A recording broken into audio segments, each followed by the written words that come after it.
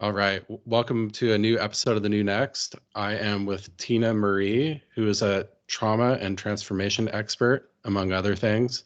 She utilizes a broad range of methods and modalities to provide a haven for your personal healing, growth, and transformation. Her journey in this area started when she had chronic pain, illness, anxiety, and depression. She decided at the time to take over her own health and has been learning alternative therapies ever since.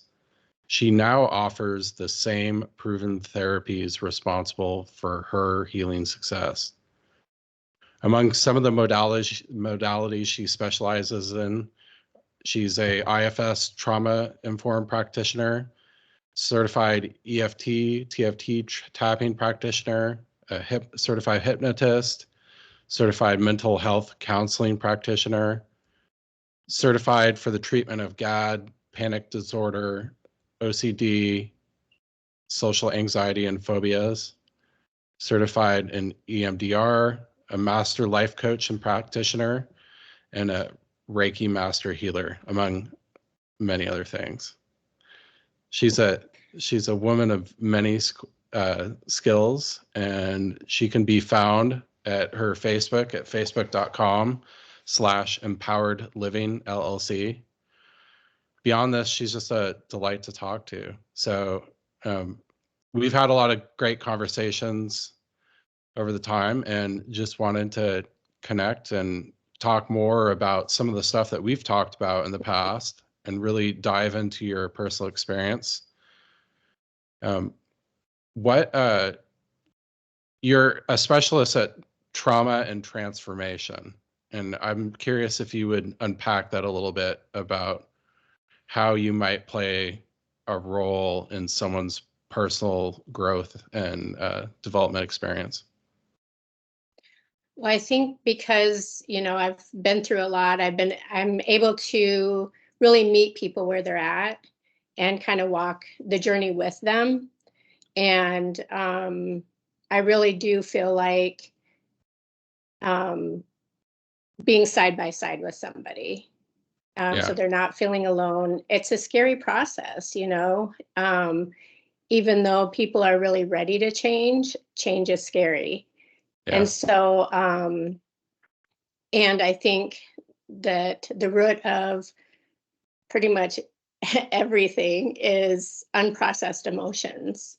Mm-hmm. And so just being with that person and providing that safe space for them to be able to, for many, the first time ever, be able to talk about their experiences and, without feeling judged, without, and again, that's how we unpack that shame too, right? We give them that safe space to be like, oh, I can finally tell somebody. And that in itself just is such a huge beginning to their healing journey. Yeah. So how does that shame, that feeling of shame manifest in, I guess, adult decisions, adult choices, even though it may have happened 10 or 15 years ago? Well, I think when we have those experiences, we begin to, it really erodes our self-worth, and we start developing all these inner critics, and there's just such a fear of judgment, a fear of abandonment, our people pleasing kicks in, and we kind of abandon ourselves because we're just so busy trying to be something that we're not, we're just so afraid of being who we are. So I feel like that fear, plays a huge role in when we go to make decisions then, because we feel like we're not good enough. We're not smart enough, and so it's like, how do you make a confident decision in anything when there's all this shame and fear surrounding it? Yeah, that I'm not enough seems to be probably one of the biggest ties that people have in common generally that they identify. Right. I totally agree. I mean, I've done a ton of work and I still struggle with that. My perfection mode kicks in, and, I just want to do everything perfect so people don't think that, I'm stupid, not good enough to do what I do or whatever. So um, I think it plays a huge role in our daily lives in general. Yeah.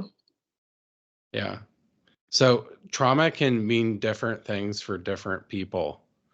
And it's kind of interesting that we're like, we think about it as these monumental events, but with some people, it might be just one comment that someone said offhand one time that they're still holding on to this day that rules their whole life. How is it that some people go through horrific experiences and seem to not carry the trauma in the same way? Well, I was just it's something that's always interested me about how there's very varying degrees of this.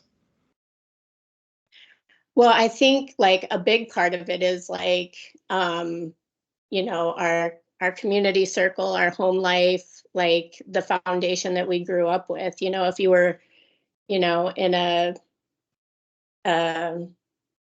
home where there was no abuse and your parents were very attentive and all were met, I think you're going to be able to handle somebody calling you stupid on the playground when you're 5 a lot better than if that's the environment you're growing up in. Yeah. And it really is interesting because sometimes people are so used to being called that that, excuse me,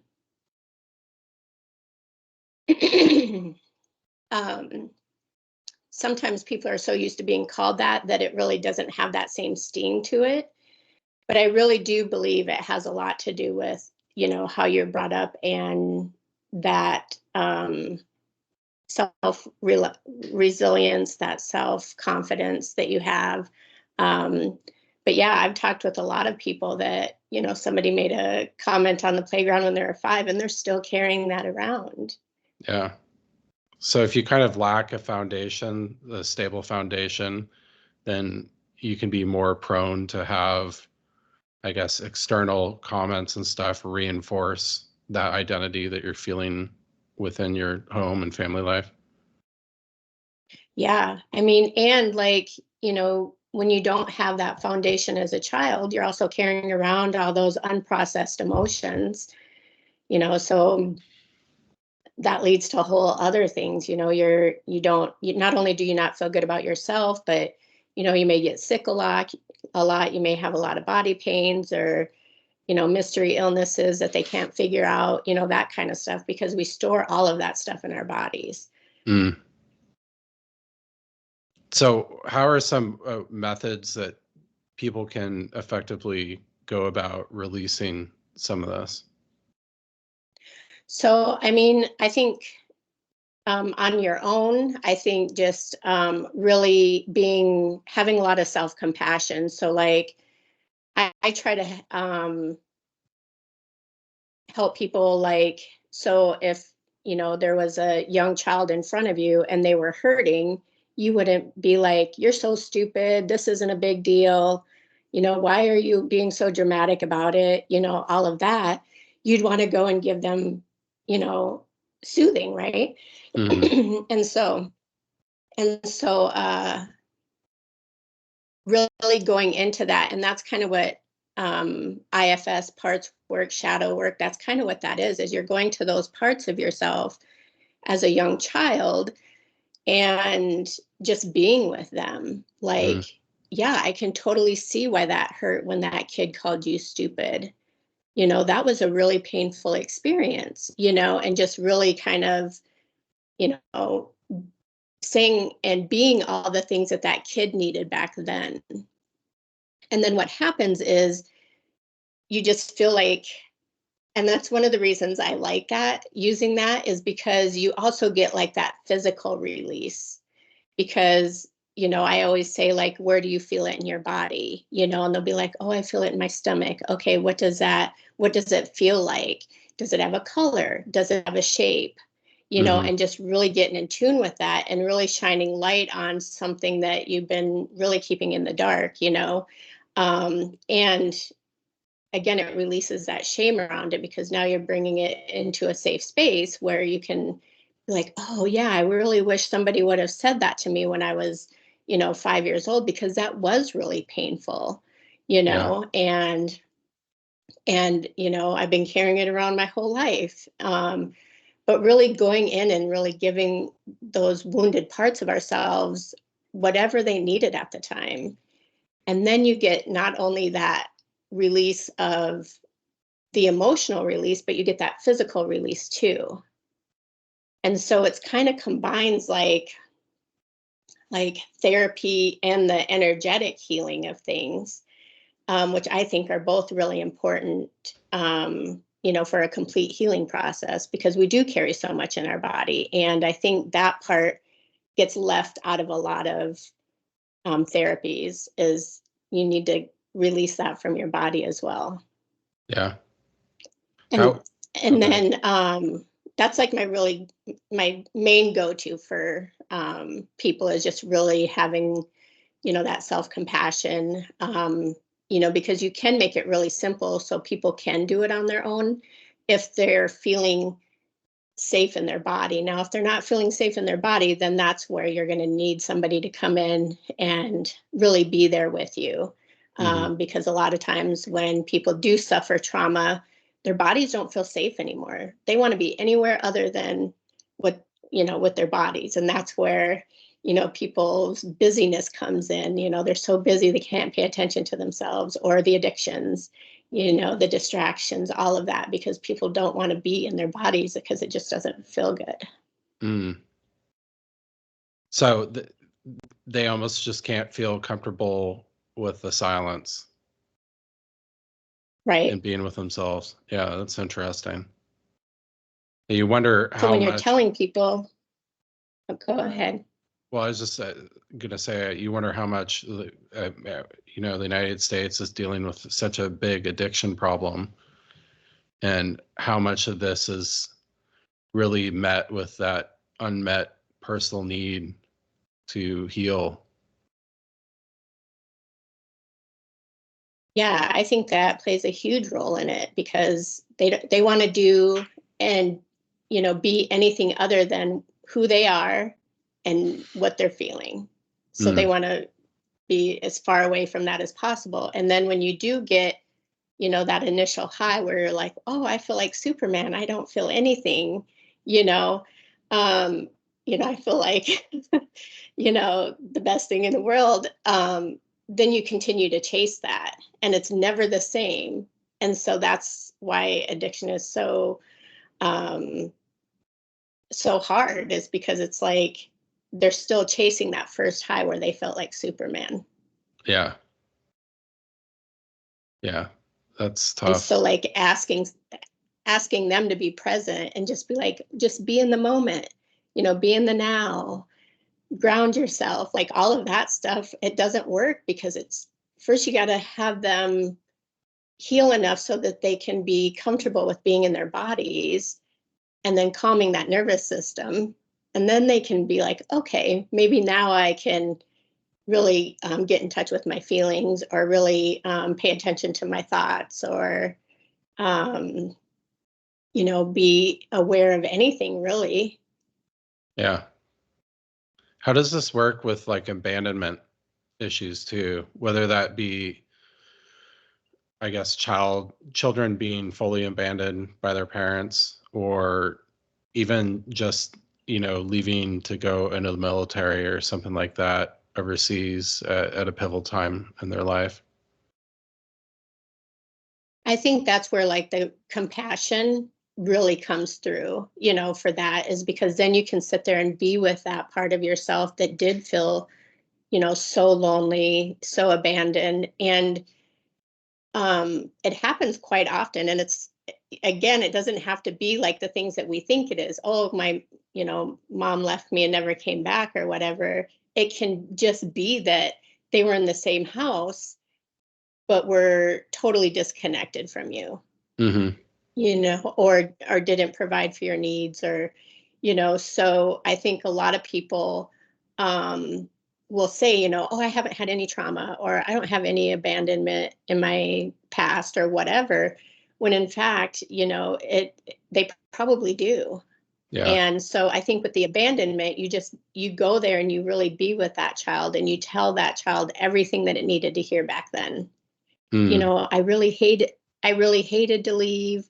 I really didn't want to. I love spending time with you. You're really special to me. I'm so glad you're in my life. All the stuff that you wanted to hear back then. Yeah. And then again, what happens is that part just like, there's a term that IFS uses called unburdening. And there's just like that release. And then from there, you get to go to the next process of really unburdening. And that's where you kind of get to release all the emotions that come with that abandonment, So that fear, that people pleasing, like all of that stuff is kind of like that next step in that. So the people pleasing, being a people pleaser often is rooted in a fear of abandonment, essentially. Yeah. Fear of abandonment and rejection. Oh, yeah. I'm sure a lot of people can relate to that. It's just, well, yeah, I think, I mean, it's more common now for people to be more authentic, but before, I think that's, everybody got up during the day, put their mask on, and was like, okay, I'm, going to go to work, and this is the role I play, and, this is the image I want to put on, and, all of that. And it's like, while they're doing that, they're abandoning themselves, they're rejecting themselves. And so then it just becomes a vicious cycle then. Yeah. Because then that just makes that abandonment from, childhood or wherever increase that much more, because it's like, oh, well, now I'm abandoning myself. Oh, wow. I'm rejecting myself.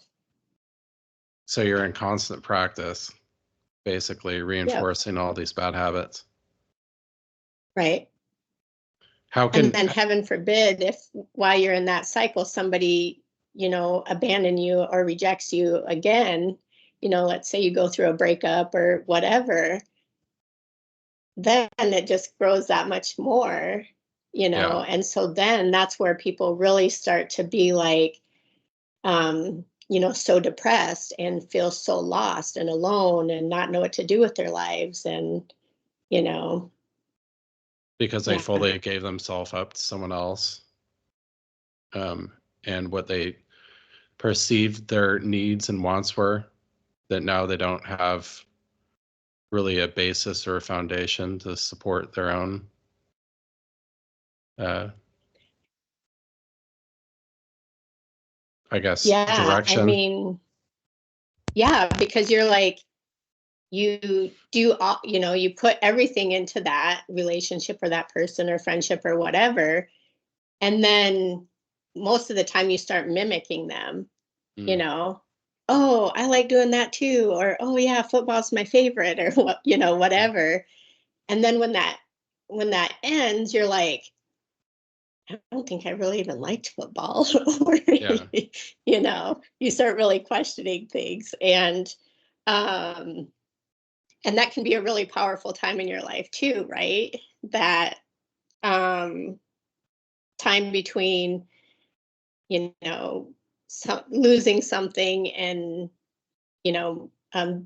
kind of a new relationship or a new beginning or new job or whatever. It can be a very lonely time. It can, you can feel a lot of pain and suffering during that time, but then you also get to really rebuild who you truly are. You get to, hopefully you take the time to become, self-aware of, okay, well, I can see why that relationship didn't work. I did this, they did this, in the future, I want to be more authentic, do the things I want to do and connect on a deeper level instead of just like hey, we both like football or whatever. Yeah, it's interesting. Like we've talked about that before. The void is kind of when something moves out of a space, and it's that period before you have something basically move back in. There's a opportunity. It's a huge opportunity to bring in what you want or what works for you, but you can also attract in the same habits, behaviors, and type of people and relationships that you did before. And I guess self-limiting beliefs too. Yeah, because, it's really, and I'm glad to see this is shifting, but it's so normal to go from relationship to relationship to relationship, or from job to job to job, Hmm. thinking, oh, it's, has to be that other person or whatever. And, there definitely could have been issues with the other person, but like, okay, you weren't really being authentic in the relationship either, because you didn't even Yeah. like football, or, and so it's really hard for people to take that time, because it can be such a painful time. You feel you just, you know, somebody left your life. And so you have that huge gap there, and it's so uncomfortable, and you just want to fill it, Yeah. and, you know, you get so lonely, you're alone in your thoughts, which is never a good thing, and, um, but if we took the opportunity to, be with ourselves and have that self reflection, have that self awareness, to figure out what we really do want in a relationship, or what we really do want in our life, it would save so much pain and suffering. Yeah. There'd be less failed relationships, because, people would go in being, their authentic selves, and, having that deeper connection. And um, you'd also be able to feel like you'd have enough self-awareness where you're like, oh, this really feels like that last relationship, this probably isn't a good thing. Yeah. And so to kind of step back and be like, okay, what are my beliefs, or what are my patterns that I have that keeps creating, these types of relationships. And um there are, abusive relationships, and obviously I'm not saying that, victim blaming or anything like that, because once you get into an abusive relationship, it's really hard to get out, but Yeah. really easy to get into another one, because it does feel so familiar, Hmm. and especially if you've had trauma in the past, where, you um, had abuse in your home life, like, then it really is familiar. And it's like, okay, well, love hurts. And that's what I believe. And so in every relationship, even though it's very painful, I'm going to stay in it, because that's what relationships are, right? You Yeah. don't have any other way to gauge it. Yeah. There's a lot of those old adages like love hurts, happy life or happy wife, happy life, and stuff like that, where when you really unpack them, you're like, well, to an extent, but that's not really a really healthy. It kind of seems like the statement is almost there to overlook a lot of more important issues. Like oftentimes I feel that people are really focused on that external checklist rather than matching more on a psychological or spiritual level. And Oh, that's really yeah. an old paradigm, I think, back in the survival days, basically. Well, yeah. I mean, because they did have to have relationships in order to survive. But man, those statements are so toxic. And I'm Yeah. glad that we're like seeing that, because I mean, you know, when I first started in relationships, that's all the stuff I believed. Like, you there wasn't really a whole lot of happiness in relationships. You just were in Hmm. the relationship because, that was the next step. Like, oh, you dated for a few years and then you get married, and it's just like the natural progression of things, instead of being like, okay, wait, like, is this somebody that I want to be with forever? Like, where do we even have compatibility? What's our communication like? Any of Yeah. that deeper stuff, because,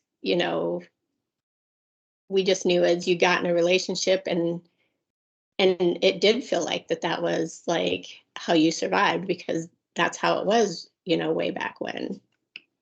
Yeah.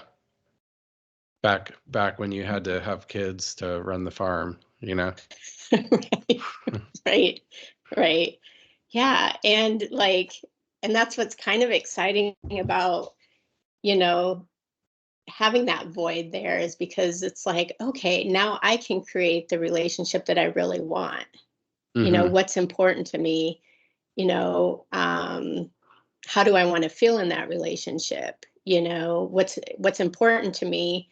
Um, and that can be really exciting and really daunting, depending on, how you want to go about it, I guess. Yeah. Yeah, it's definitely,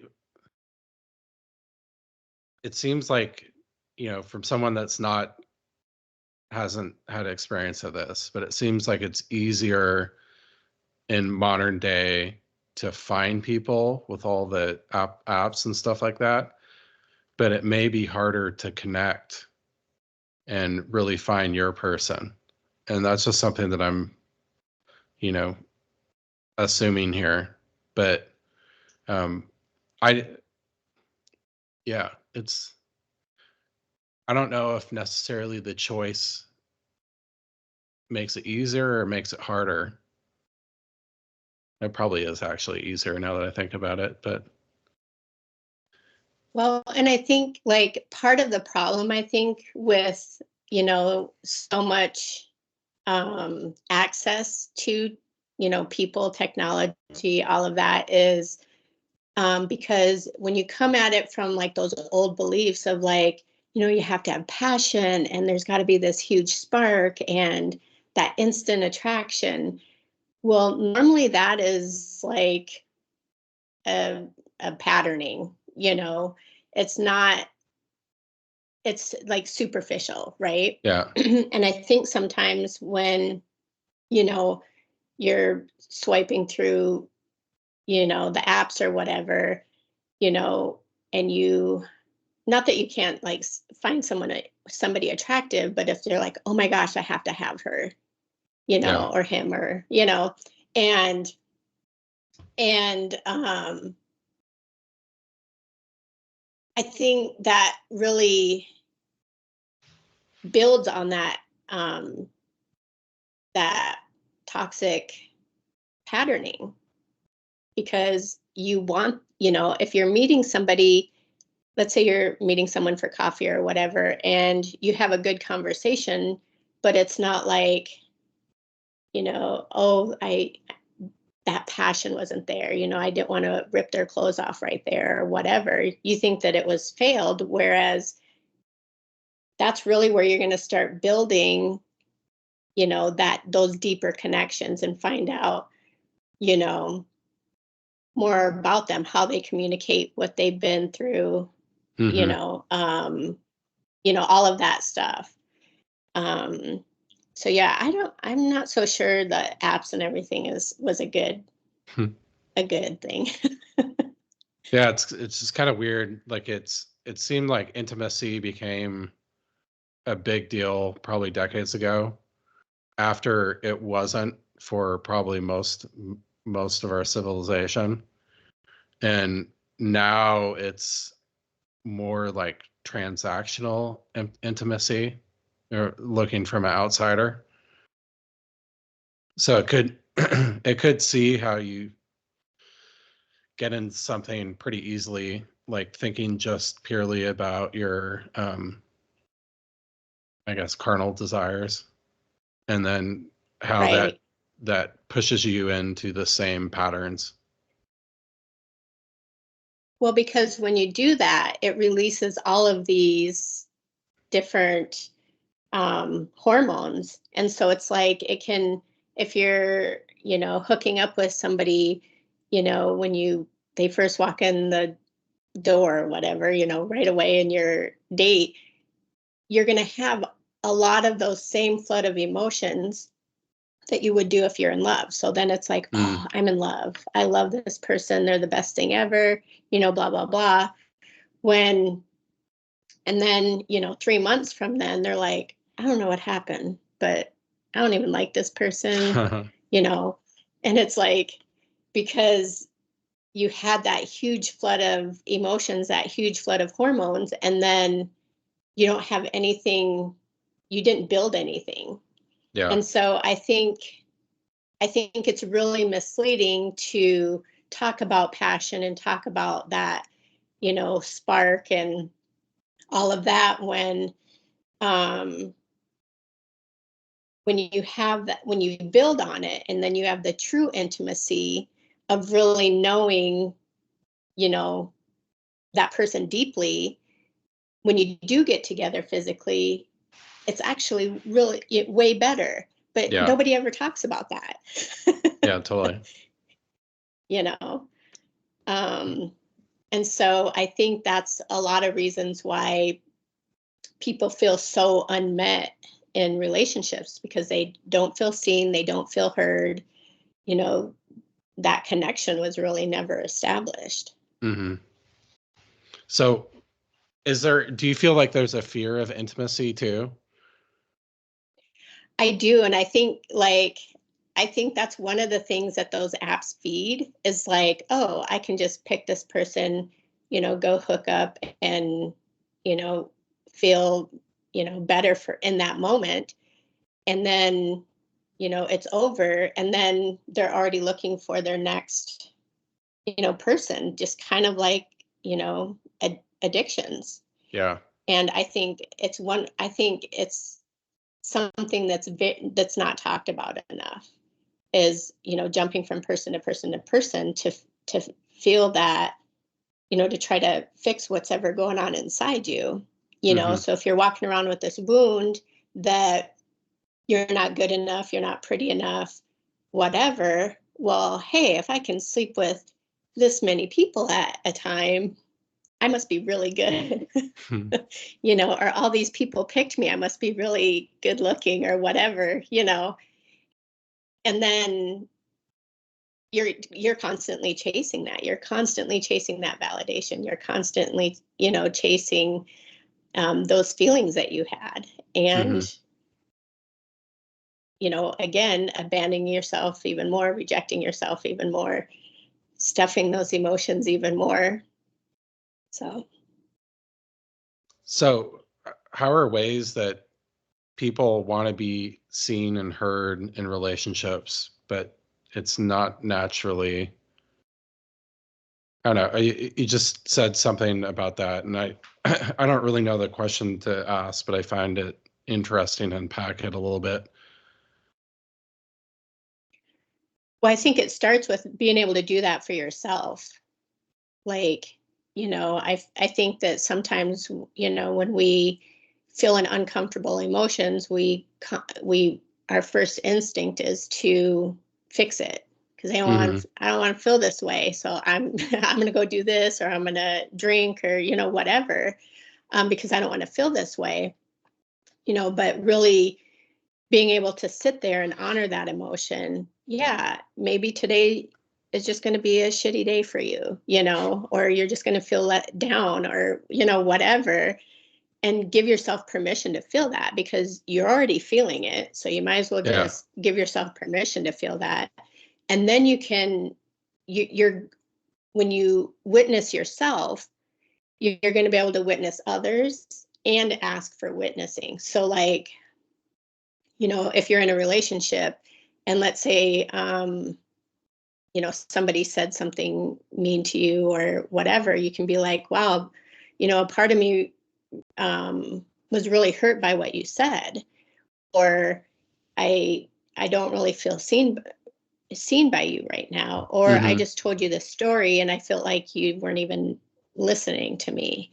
Can we just take a pause here and talk about that. Yeah. And I think if you're with a partner that's doing, their work, it's not going to be like this huge fight that can happen, because you are just really being sincere about, I told you something really important and I didn't feel like you cared, or you felt very dismissive, or, whatever. And, being able to talk about that. But it has to be in a safe space. You're not going to go say that stuff to somebody who, treats you like crap or yells at you for everything or whatever. It's just not going to be there. There's, and Or you you need feel to be is able going to to, use it against you. right. Yeah. So it's like it's, while you're creating the relationship you want, that's something that's so important, because you're not going to be vulnerable in any way with somebody who isn't safe for you. Yeah. Yeah, that's very And that interesting. can mean so many different things for so many different people, but like, you want to be able to feel safe, to be like, um, that really triggered my abandonment part, or, whatever it is, but you can't do that with somebody who's not safe. And Yeah. then you're just going to keep that inside then. And it just perpetrates loneliness, basically, and detachment in Right. relationships. Right. Right. And I think that's why so many people do feel so alone, because they feel, their feelings are never validated. Mm-hmm. They don't feel seen. They don't feel heard. There's nobody to really, um, help witness them. And I think that's, a huge factor in people feeling lonely. I don't think it has Yeah. to do with, not having somebody around. I think it has to do with having the right people around, you Yeah, know. definitely. So if you're not getting that in your relationship, um, you know, obviously you would want to create a relationship, but if you're not getting that and you're not ready to leave, at least build an outside circle where you can, um, unpack things and be witnessed in a safe environment then, so you're not having to carry all of that around. Are there times where people wouldn't be necessarily feel safe within their own psyche mindset, basically with themselves, to be honest about these Oh things? yeah. Oh yeah, it's kind of like goes back to, um because when you're doing that self exploration and, witnessing yourself, and that if you aren't, again, grounded in your body and feel safe enough to do that, then your mind is just going to be a battlefield. Yeah.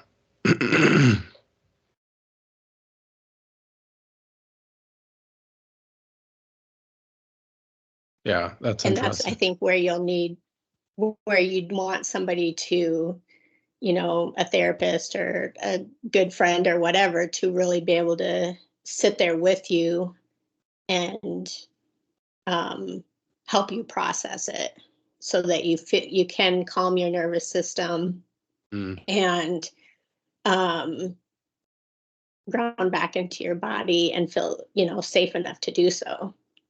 yeah. Yeah, and oftentimes we're just taught to get over it, basically. And Well, and I think, like, that's another one of those toxic things that we were taught, right? yeah. Like those patterns, like it's so hard to break, especially when, 99% of the people in your life think that way. And now you're Hmm. like, well, no, I really feel like I need to, be with my emotions and really kind of process them.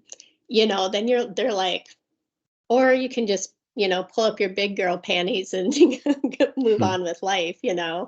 And it's like, okay, so we had several generations of doing that. And I don't think that it was great. We didn't have like great, huge outcomes from that. So why not try something different?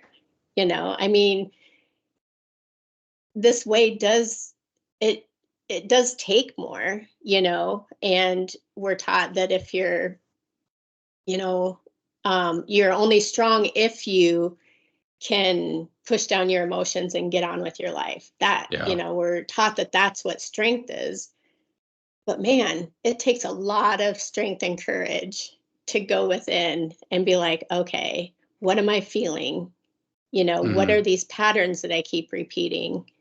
What am I telling myself in my head every day? That takes strength and courage. Yeah, definitely.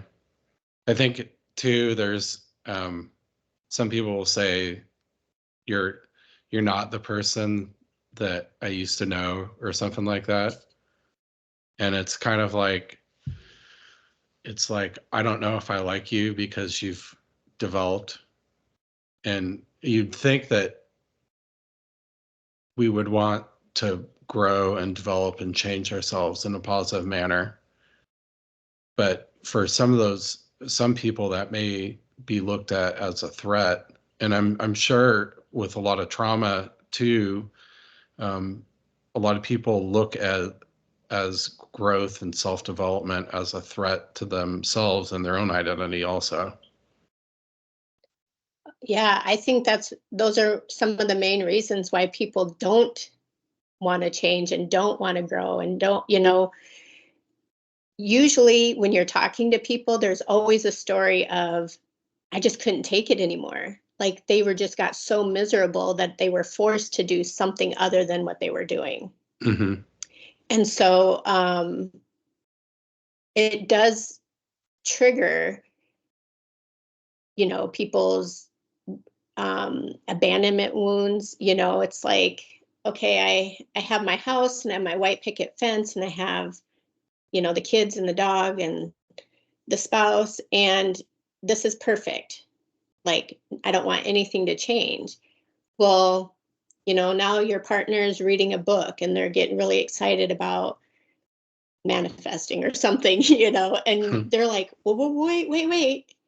This doesn't go with how I pictured our life. Like, Yeah. and so that support isn't there because there's just so much fear around it. Yeah, totally. And Yeah, so, definitely. like, for me, the ideal relationship is to have two people who are,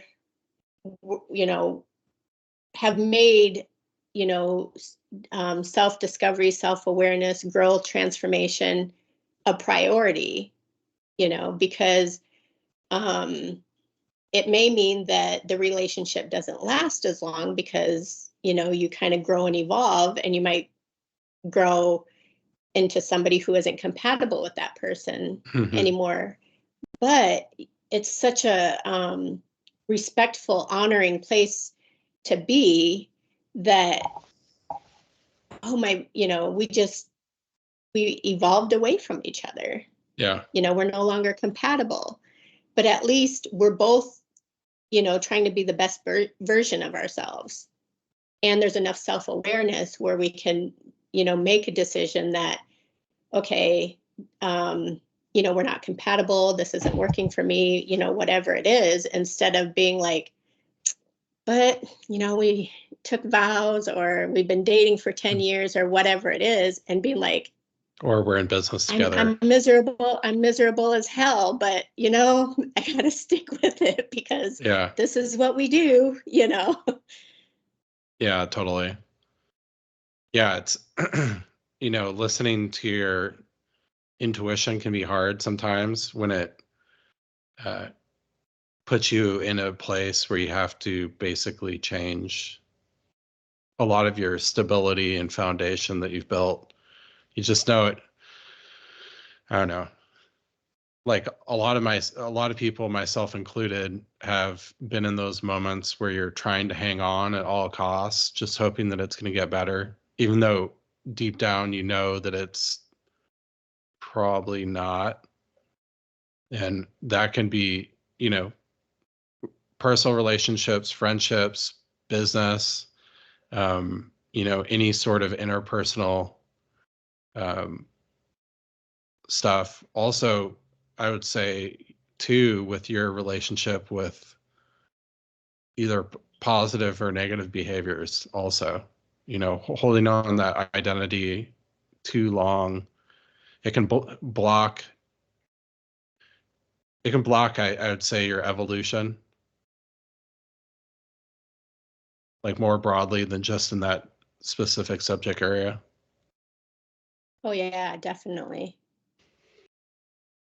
Because I feel like, we get, so much in our fear patterns, beliefs, etc., that even though we are getting that it's for the best that we leave or let go or quit or whatever, that fear takes over. Yeah. And even like, it's funny because even when you do make the choice to, leave, you can, like, there's a period where you're like, you feel relief, but then 2 seconds later that fear kicks in and you're like, oh no, what did I just do? I know I didn't really like them, but I can't be alone, or I hated Yeah. that job and I was so miserable, but and so it's like, it's just funny because you had the relief, but then, the fear and the patterns took over and you're like, oh wait, I mean, I need to get that back because I don't like the way this feels. Yeah. You feel on your own. Yeah. Yeah.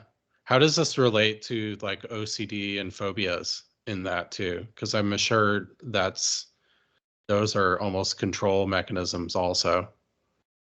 Yeah. I mean, a lot of like our habits and behaviors are protection mechanisms.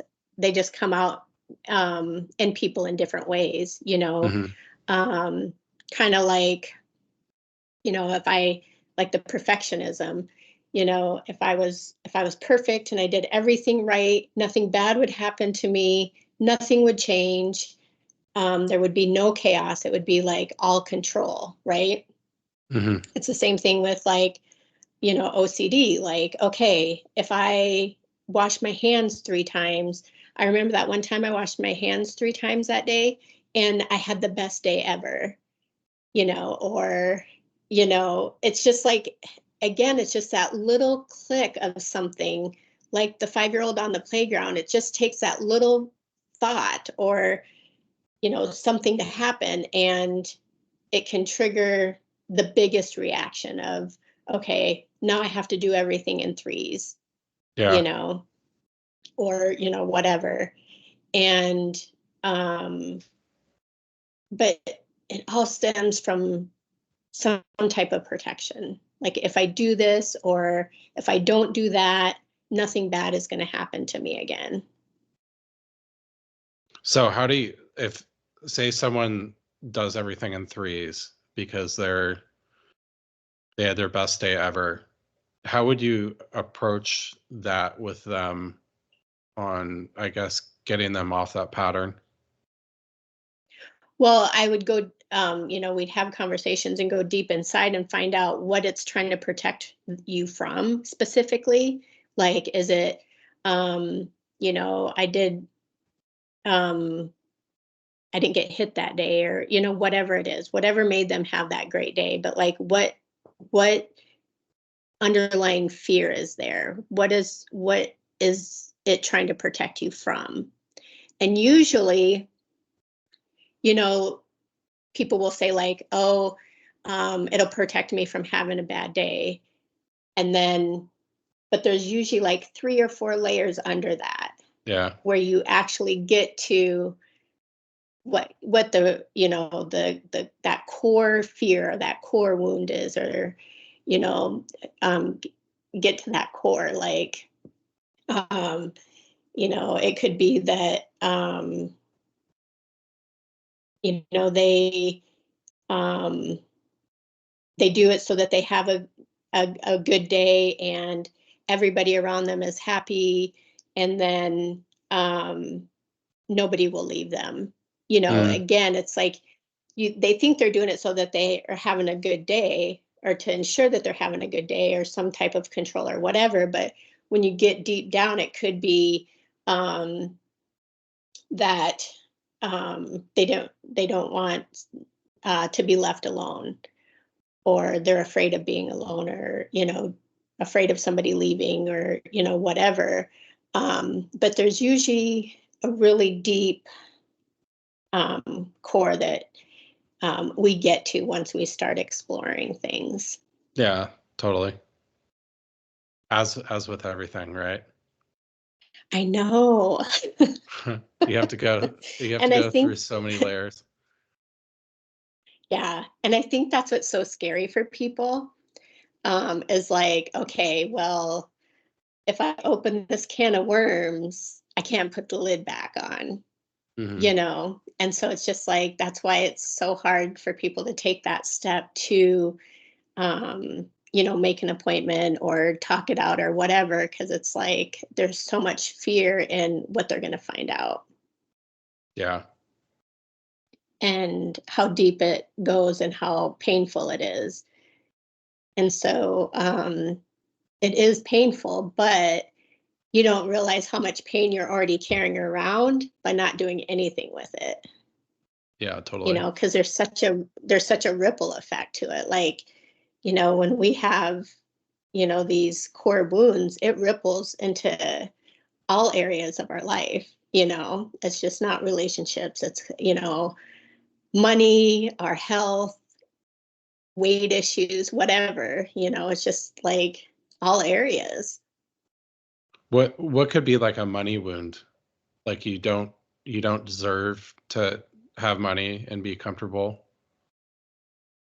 Yeah, I mean, there's that. There's I was really poor when I grew up, and so for me, it's like I fear that there's never going to it's that I'm not going to have enough, and so like um I would have, I have to have the pantry stocked so that I can make multiple meals, because a lot of times we didn't have food. And so that's kind of how that manifests in me, is being fearful that I'm not going to have enough. And it even goes to like, this is going to seem kind of silly, but when I like a product, I'm always afraid they're going to take it away from me. Oh, wow. And so I want to get as much of that product as I can, because companies are notorious for taking something, they don't manufacture it anymore.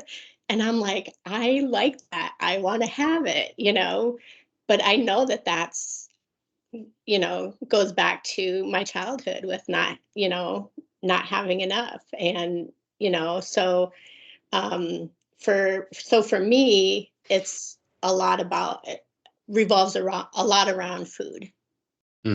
Well, we talked about mellow You know, yellow one time. yeah, Not being yeah, available in Oklahoma and Texas.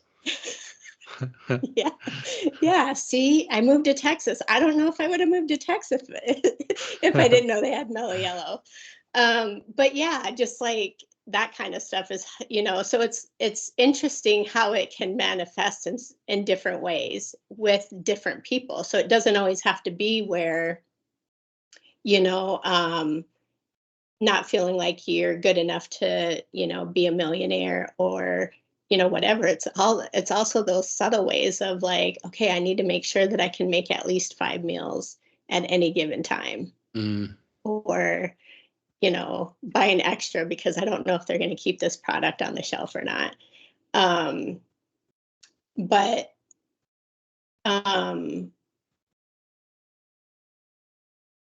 Do you feel that some yeah, I people? mean, go ahead. Oh, I was. Do you feel that some people put guardrails on themselves too?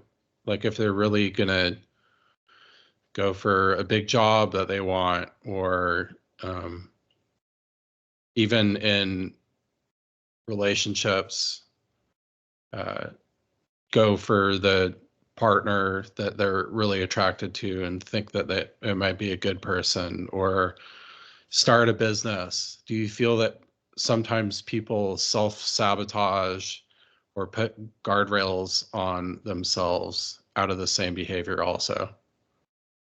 I do, because I think, again, it feels safer to just be like, to have the safe relationship, to marry the person that will probably never leave you, or whatever, however you say it in your mind, or, Mm-hmm. you take, this job gives me a lot of security, so I'm going to stay here, because if I go for the bigger job and I don't get it, what's that say about me? Mm-hmm. And that's a question I like to use a lot, because it's like, then it helps me reveal like what limiting beliefs are holding me back. Yeah. What story am I saying? If I try that and don't get it, what's that say about me? You Okay. know, um, and so I do feel like that's a huge part of self-sabotage. So the Is question like it's the question is, what does this say about me if I don't do X? yeah, yeah, like what kind of like, what stories am I that come up with that? Is it like, um, oh, I tried for that job and I didn't get it, so I'm a failure. My mom was right, or whatever. Like, there's so much stuff that can come up with it. So I like asking that question, is to really hone in on what that belief is, or what that story is I'm telling myself, because then you can be like, okay, so I didn't get that job, I'm a failure. Okay, so Mm. am I a failure, or did I not get the job? Was I a failure before I tried for the job? Just like really kind of gauge, and you could be like, oh yeah, I kind of felt like a failure before I even tried to get the job, Yeah, you and then know? And then going it's the like, other okay, layer well, deep. obviously I had, yeah, right. Yep. And then you find out that I was a failure because I got second place in the science project in 6th grade. Right. Yeah. Yeah, it's so Yeah. I interesting. mean, I know. And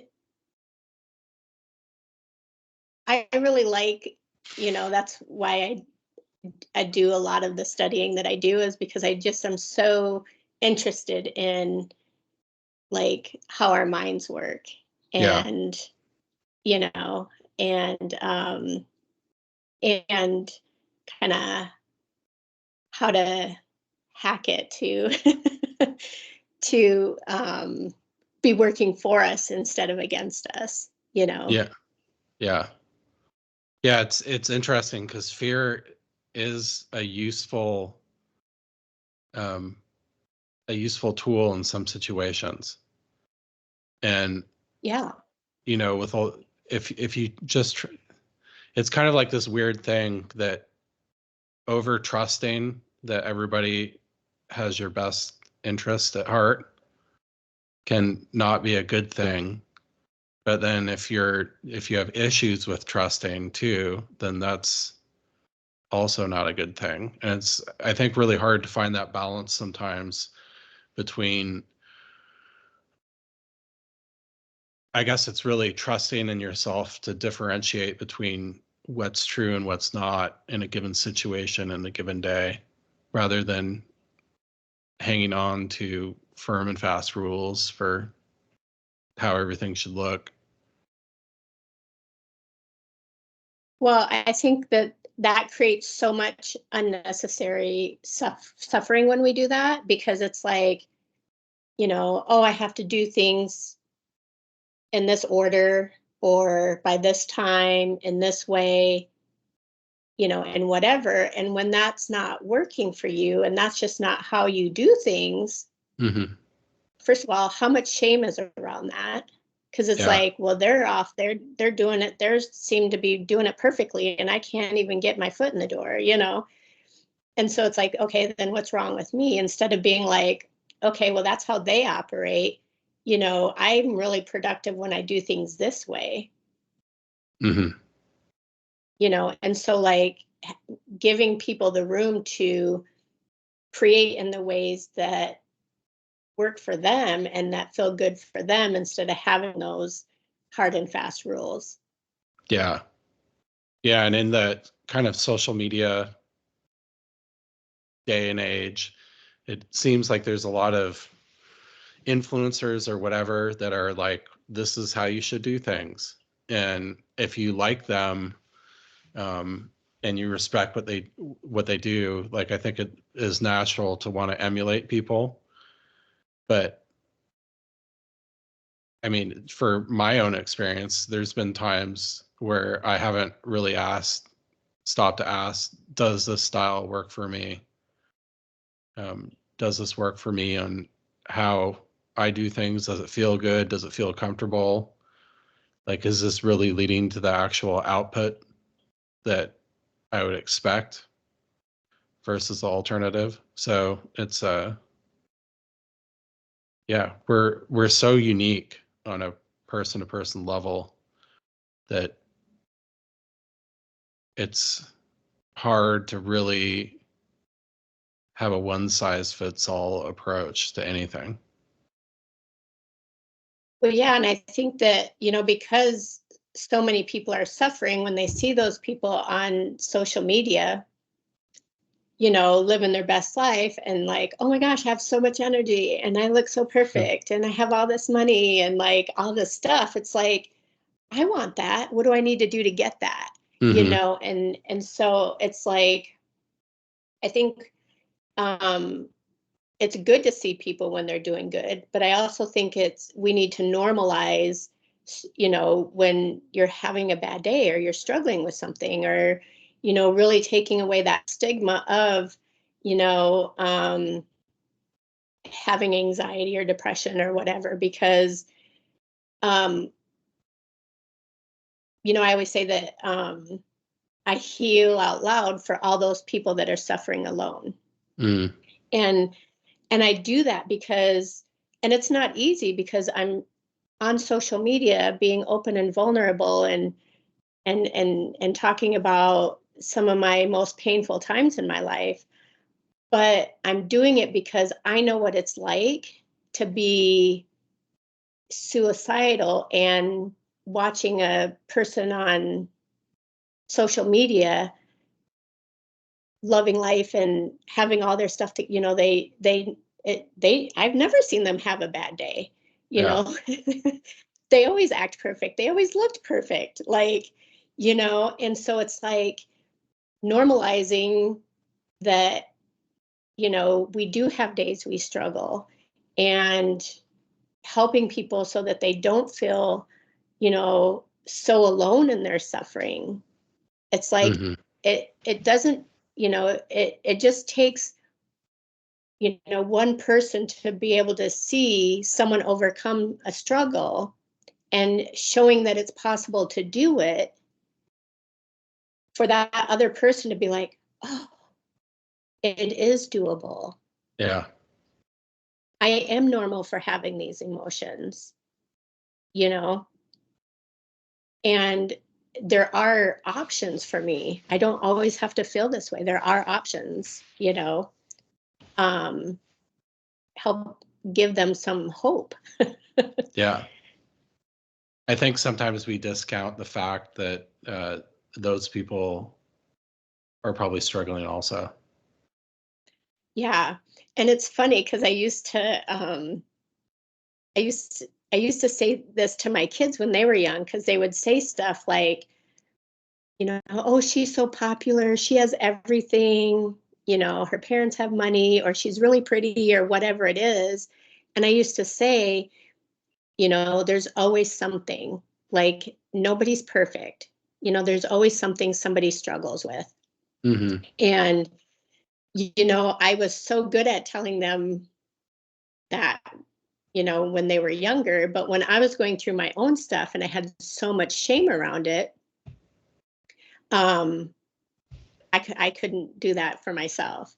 Yeah. Even though it was so ingrained in me to do it for them, I couldn't do it for myself when the time had came. And a lot of when I was going through my stuff, we were in the toxic positivity stuff, like, oh, you just say this and you'll feel better. And so I was like, I've been saying that and I feel like crap. Like, what am I doing wrong? Yeah. And it's really hard. And I'm glad that we're starting to normalize, having emotions and having bad days and mental health struggles and challenges and stuff. But I think we have a long ways to go yet. Yeah, it's interesting they brought up the toxic positivity, because definitely that's very true. It's almost kind of like putting a Band-Aid over a severed artery. Exactly. Yeah. Well, Just and trying when to, you have those core wounds, it's like, you know, um, you're trying so hard, like okay, well, maybe if I say the affirmations 100 times instead of only 50 times a day or whatever, and it's like, I still don't have a new car outside. I still am struggling with my mental health. And so even though I can thank that because that's how I started my journey. Like, that's how I sure. started getting interested in alternative healing and stuff. Um,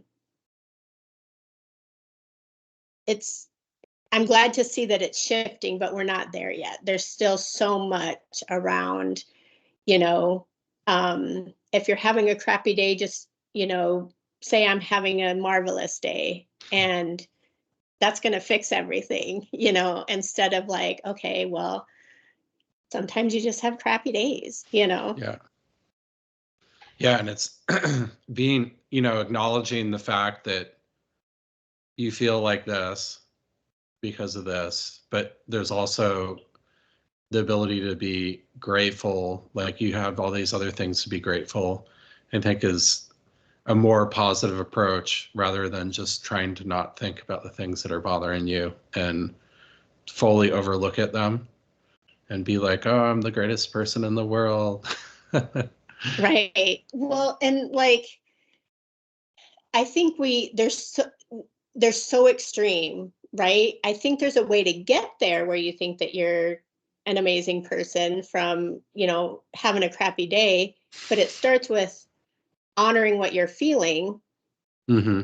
and then being like, okay, let's say I have this belief that is coming up that I'm stupid and I just made this stupid mistake, and now my whole day is ruined because I made a stupid mistake, and so I'm, oh, I'm just so stupid.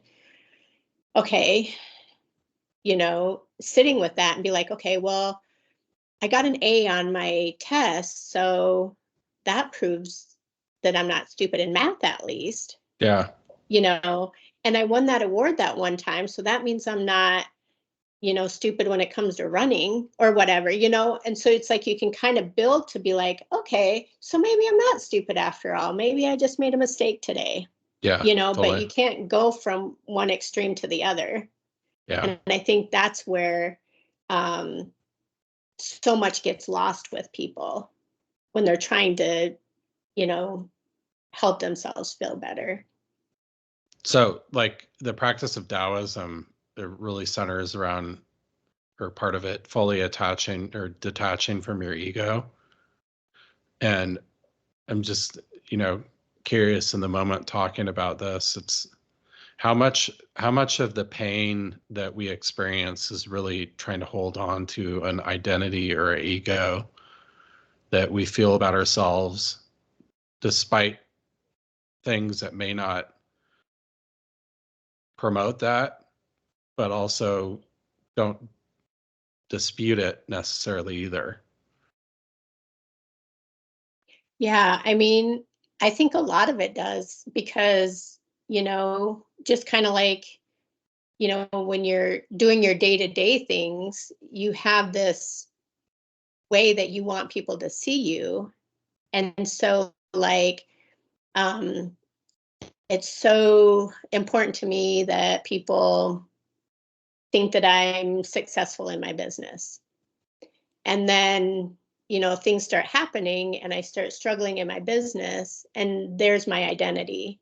Mm-hmm. Or my identity was this relationship, and now we're getting a divorce and I'm no longer a wife, Hmm. and it's like there's so much attachment there where um it causes you so much more suffering. um I don't I don't know if I necessarily believe in like total detachment the way they teach. Yeah. um because we are human, and we're here to have human experiences. And I think part of that is, having an ego and being in our ego at times, but it doesn't have to run the show, Yeah. you know? And, but I do think that it creates so much more suffering when we do attach to an identity or even a belief, like, you're taught one thing and you can believe that when you're a teenager, but when you're an adult and you have all this evidence, it's so hard sometimes because it's so ingrained to not just sit back and be like, okay, I have more evidence here. So I used to believe that, but now I don't, Hmm. and like that's okay. You Yeah. can change your beliefs. When you get information, you're supposed to explore it and be like, I'm not sure what I feel now or believe now or whatever. But it's like it's so ingrained in us that once you have a belief or a religion or practice or whatever, that it can't change. Yeah. I agree with you on that. Taoism is a hard one for me because it's like I kind of feel like the ego and the identity are some of the things that push us to do things and truly experience life. And I don't know how realistic it is to just totally detach from anything. And at least in the world that we live in, it's pretty hard to just sit under a tree and meditate for most people. And, a lot of people don't really want that experience too. So it's, um, I don't know, I've had this debate with people before, and I see where they're coming from, but it's also, it can be a harder life not trying to build an identity or an ego based off of positive behaviors. Yeah, I mean, and we're not really here to, go up in the mountains and sit under a tree for 10 years, Hmm. and totally detached from everything, right? Like that's not why we came here. Like we came here to have a wide range of experiences, a wide range of emotions. And um again, I think it's like we do a huge disservice to people to think that we should be able to detach like that, Hmm. detach from our emotions, detach from our experiences, and detaching from our egos. Like, it goes kind of back to the toxic positivity and all those other messages that we got. It's like that's that's not doable for us. Yeah. And if it is, that's not why we're here. Yeah. Yeah. It's almost, I mean, you can have toxic spirituality and you can have toxic positivity. You can have toxic hustle culture. Like Hmm. living in those extremes can be very detrimental for people, in my opinion, because you kind of have this whole structure that's built up around everything fitting within this kind of narrow belief of something. And if it doesn't fit that, then your whole life comes crumbling down, so to speak. Yeah. I mean, I really try to teach balance because I know, like, you were saying that there's a place where you can use fear to your advantage. There's a place where we can use anger to our advantage. Um, and there's that balance, right? It's like you don't want to have to tap into your anger every time you want to go do something, because that's just going to create all kinds of problems. But, when the anger comes up, that, okay, I'm really angry right now. Maybe this is a cue that I need to have a boundary here in the situation. Yeah. So you know? how can hypnotism play into bringing yourself back into balance? So, because you're actually using your subconscious mind to work for you. And so a lot of times how I do my hypnosis is I use a lot of so let's say somebody wants to lose weight. So in the hypnosis session and in the homework, I give them a lot of time to kind of daydream, because when you attach intense emotions, whether it's negative or positive, that's really going to be the greatest impact as far as changing a behavior. And we're usually using those intense emotions to keep, poor habits or behaviors.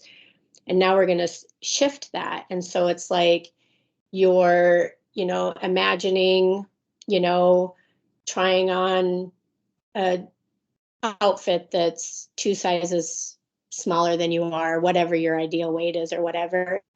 And like you're walking into a room and people are noticing how good you look and how healthy you look and how happy you look, and just like really bringing up those emotions so that you're going to naturally want to keep having those positive emotions, and the negative thought patterns, emotions, habits kind of start to fade.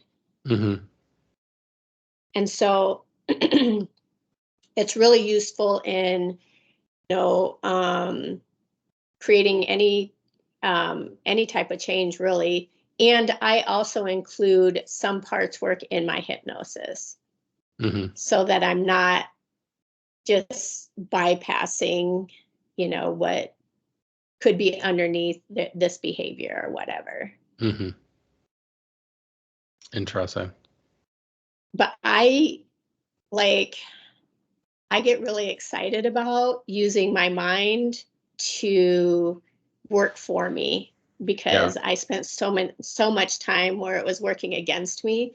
So I get really excited about discovering new ways to have it work in my favor,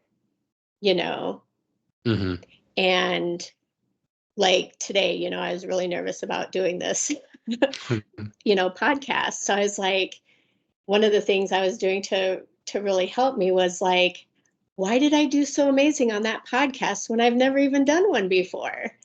And it's like, it really helped me get more excited about it than nervous about it. Yeah. But Totally. again, I was like using my mind to, shift me from being nervous and fearful to being excited and interested. How often do you think that people mistake being afraid for being excited? A lot. And I think one of the biggest things is because people's bodies are so foreign to them that they have a hard time even pinpointing what emotions they're feeling. Yeah. So why wouldn't that be the same when it comes to excitement and fear? It's like, okay, so you start getting that feeling in your stomach, and most of the time you're like, oh my gosh, I'm so scared, or I'm so anxious or whatever. And so like when you become more familiar with your emotions and how they feel in your body, you can be like, oh, okay, that's not fear, that's more excitement, because excitement feels like this and fear feels like this, but it's like most people are so detached from their bodies and their emotions that they can't even tell if you ask somebody how they're feeling today, truly feeling, a lot of people won't even be able to answer you. Yeah, definitely. Yeah, I think when that registered with me that I might be mistaking fear for excitement, it was pretty, mind-blowing in a way, because it makes a lot more sense. If you're looking forward to something, and then you kind of have that feeling of excitement, but you may also be telling yourself that you're afraid that it's not going to work out, which it may not be, but you're still excited for it. It's a positive thing. So why would you be afraid of something that's positive, pretty much? Yeah. And I also like to explore what's the worst thing that can happen. Yeah, definitely. Because to me, that really helps with the fear aspect too. Mm-hmm. Okay, the worst thing that happens is I fall on my face and everybody sees it. But once I recognize that, it keeps me from keep going there. Yeah. I'm able to stay more neutral in the present moment and give myself the space to be excited about it then. Yeah, and if you did fall on your face too, it's a good learning experience. So there's kind of, Right. with the whole layers, unpacking the layers, you can do that with many aspects in your life to turn a negative into a positive. Right. And if I fell on my face and everybody else would be like, okay, now it's safe for me to fall on my face. Like I wasn't the first one. Somebody else did it yesterday or Yeah, whatever, totally. Yeah, that's so true. It's I don't know, it's just we're so weird as human beings. Like weird in a good way, but it's just, at least looking at myself, there's been so many times in my life where I've almost tricked myself into worrying, or tricked myself into being afraid of something where I didn't really have to. And I think sometimes too, it's in interpersonal relations too. It's, if you're not that way, then they may discount your feelings also. So it's kind of like this weird balance that you have to reach sometimes, where you're trying to express yourself but not get lost in, this whole negative belief concept. Yeah. I mean, like, I always think about like how we're just so trained to feel something at a certain time. And so when you don't feel it, so much shame arises, right? And you're like, okay, Mm-hmm. what's wrong with me? Like somebody passes away or you go through a breakup or whatever, and you're like, I'm supposed to be really sad right now, but I'm not. What's wrong with me? Yeah. Did I not love the person? Did they not mean anything to me? Like, what is wrong with me that I'm not feeling sad at this moment? And it's like, again, we can't even honor what we're truly feeling because we think we should be feeling something else. Yeah, very true. Yeah, that's very true.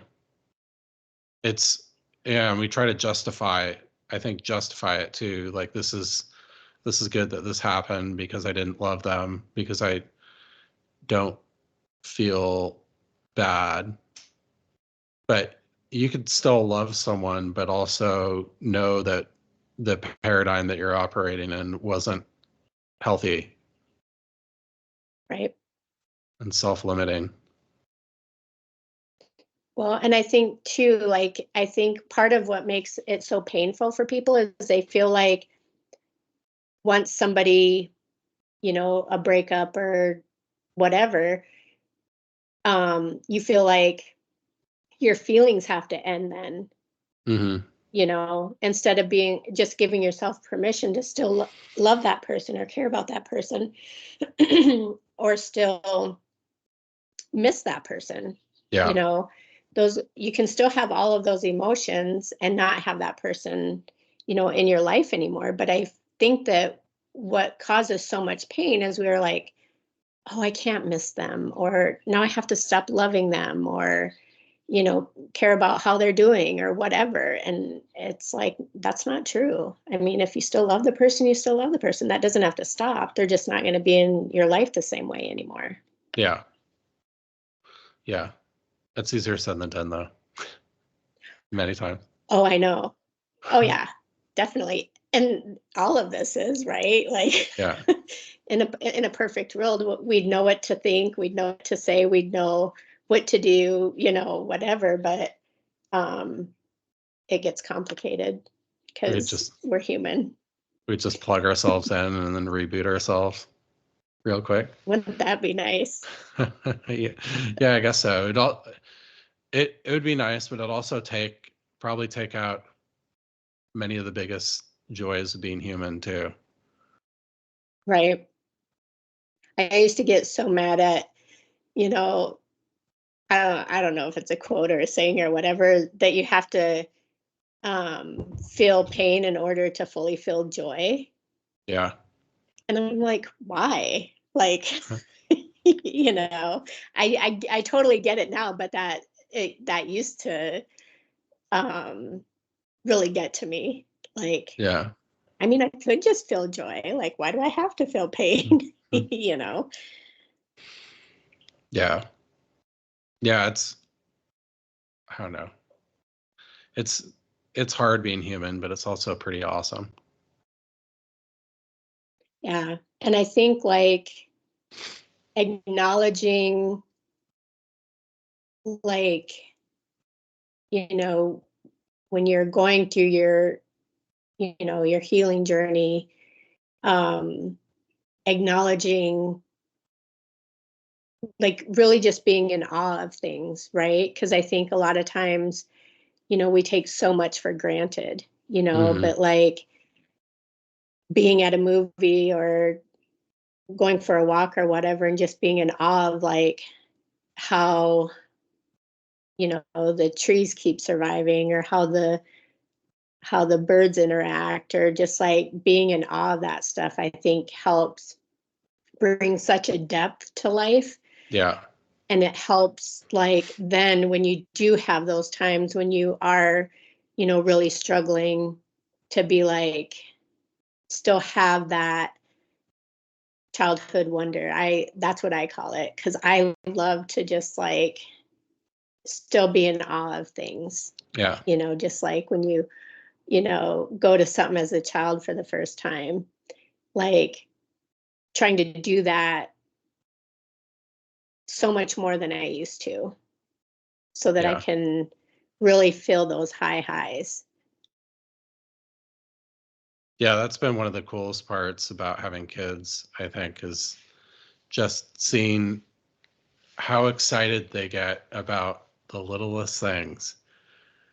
And you're just like, wow, this is amazing. How could I relate on this experience to bring more joy and happiness to my life and how I approach things? Yeah. I mean, because I didn't have a good childhood, now as an adult, I get to do the things that I didn't get to do then. Mm, And that's been a huge part of my healing journey, because before it felt like I missed out on having a normal childhood. yeah. And um, I I hated that feeling. And I was like, I could totally do this as an adult. So like, going to amusement parks, or I went to this huge candy store one time, and I bought Mm, all the candy that I used to watch on TV that I always wanted and that's didn't cool. get. So I would buy all of it. One year I bought Hungry Hungry Hippo because that was a commercial I saw and I really wanted to play the game. So I bought it and played it. Like, That's so cool. it was, yeah, but it's stuff like that that really um, helped me heal from my childhood, that isn't like a scripted thing. Yeah. Like, we're not told to do that. Oh, if you didn't get to do this as a child, do it as an adult, you know? Yeah, definitely. Experiences. Yeah, Hungry Hippo is a great game too. I know. I had so much fun. You might have to buy it. I should buy it for my kids too. So There you go. just kind of closing out here, I've got one final question. What Okay. if you could pinpoint one thing that you think would be a biggest opportunity for society to transform into a you know a better place, what would that be? Oh, I think it Small would have to question. be to, I know, right? So many things are coming up. I think it would have to be to honor what you're feeling, Yeah. because Awesome. I think that that would have like such a ripple effect. You know, you'd honor what you're feeling, become more aware, you'd automatically have more compassion for other people, you know, to help other people feel seen and heard, and we'll just keep going. Hmm. Well, thank you so much for joining me today. This has been awesome, and it's always great to I talk to know. you. I was And gonna say, I love our conversations. yeah, for our listeners, if you're interested in reaching Tina Marie, you can find her on facebook.com/empowered living LLC. And we really appreciate you being here. So thank you so much. Thank you.